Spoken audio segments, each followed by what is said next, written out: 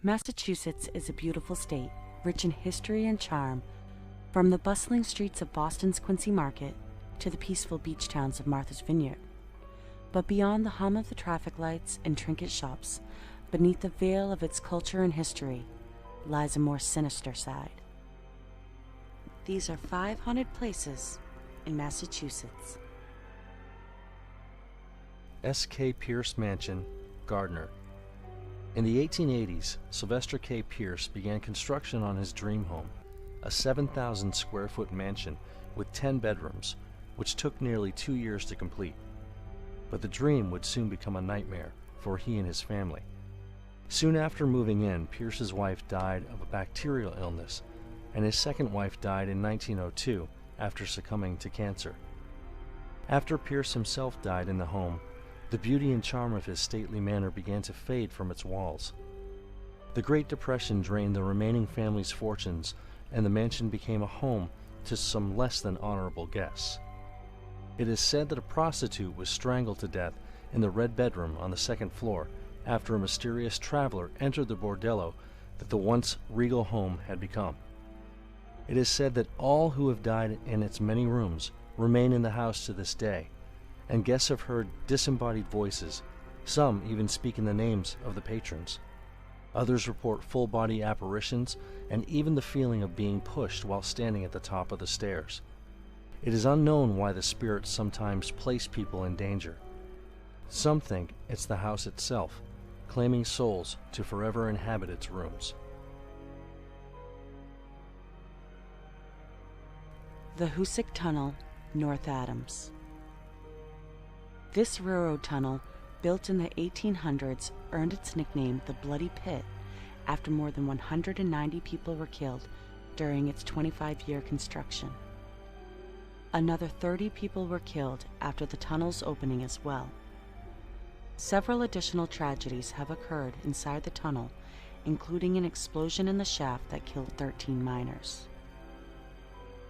Witnesses have reported the agonizing cries of workers who are forever trapped, despite the rubble being removed centuries earlier, and the misty forms of miners and distant lights from ghostly lanterns, perhaps warning explorers of the potential dangers that sealed their fates so many years before. Metropolitan State Hospital, Waltham. This psychiatric hospital opened in 1930 and gained a reputation for its questionable and inhumane treatment of its patients. Though the main building has been converted to apartments, many of the other buildings remain abandoned. Doctors in the hospital's Gabler Children's Center were said to have heavily medicated child patients and disciplined them brutally. In 1978, patient Anna Marie Davy was murdered by another patient, Melvin Wilson. 2 years later, Wilson showed police the places on the hospital grounds where he had buried pieces of Davy's dismembered body.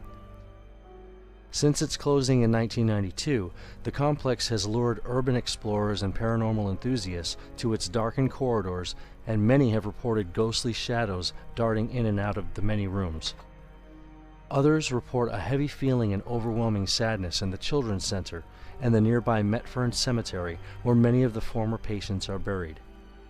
Many believe the sobbing heard in the halls here are of staff members who were reluctant to stop the brutality they witnessed when they were alive, and now protect the spirits in death that they failed to in life. Freetown, Fall River State Forest. Very few will venture into the woods at night, but even fewer like to enter Freetown. Also known as the Cursed Forest of Massachusetts, this place has a dark and terrifying history.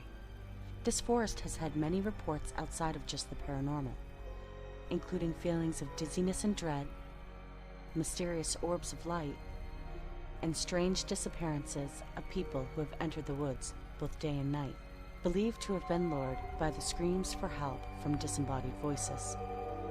Some even state there have been blood sacrifices that have taken place under the shroud of darkness.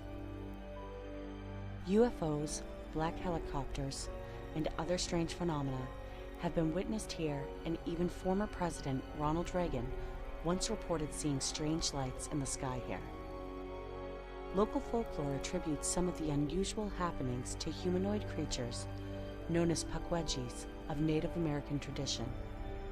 Others have witnessed ghostly apparitions of the many souls who have fallen victim to the evils of these woods. Lizzie Borden House, Fall River. On August 4, 1892, Lizzie Borden allegedly ended the lives of her father and stepmother, Andrew and Abby Borden.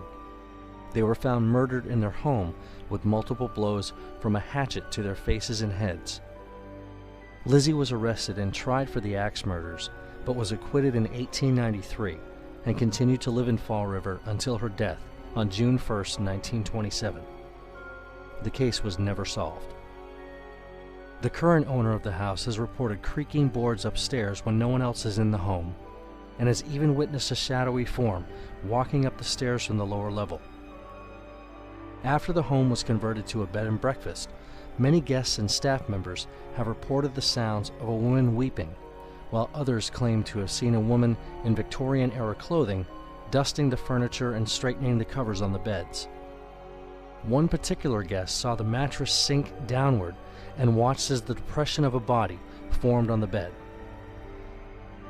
Often doors open and close on their own, and muffled conversations from the dead can be heard coming from inside the vacant rooms. Some say that these are Lizzie's parents, whispering the atrocities of their murders from beyond the grave. From axe murders to deranged doctors, black forests, and dark tunnels, Massachusetts offers stories from almost every corner. Its history will forever live on in the echoes of the dead, who welcome anyone brave enough to enter their world.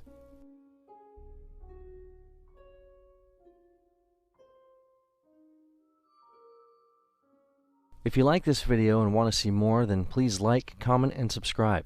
And don't forget to click the notification bell to stay updated whenever we post a new video.